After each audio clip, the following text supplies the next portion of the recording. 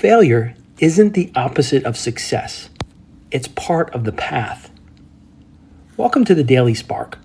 I'm Chad Ricardo. Today we're talking about failure, not as something to fear, but something to embrace. Because the faster you fail, the faster you learn. Now, failure has a bad reputation. From a young age, we're taught to avoid it, to hide it, or to be ashamed of it. In school, wrong answers lowered your grade. In sports, losing meant you didn't train hard enough. In the workplace, mistakes can jeopardize your credibility. But if you look closely at every great success story, what you'll find is not a clean upward trajectory, but a messy, relentless journey through repeated failures. Think about Oprah Winfrey. She was fired from her first television job and told she wasn't fit for TV. Today, she's one of the most influential media moguls in history. Walt Disney was once rejected by a newspaper editor who said he lacked imagination and had no good ideas. Now his legacy is the gold standard in creativity and storytelling. Or take Sara Blakely, the founder of Spanx. She failed the LSAT, worked as a door-to-door fax machine salesperson, and had no formal business training. Yet she revolutionized an entire industry and became the youngest self-made female billionaire.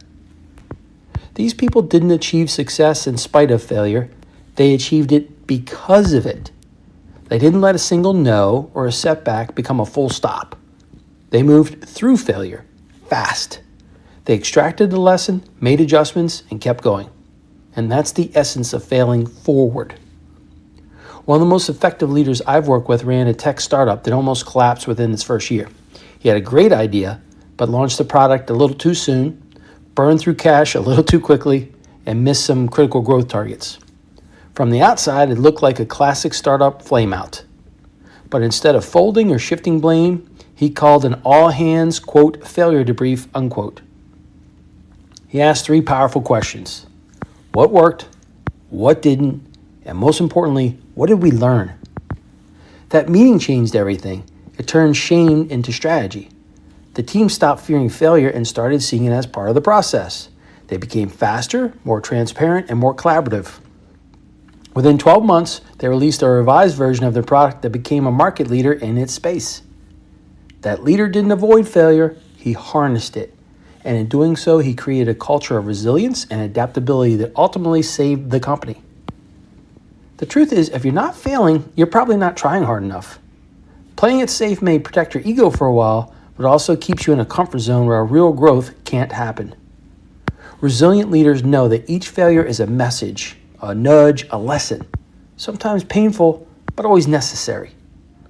The faster you can decode the message, the faster you'll grow.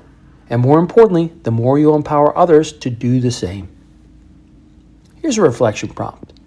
Where have you been holding back because you're afraid to fail? What would it look like to fail forward instead, i.e. to get it over with?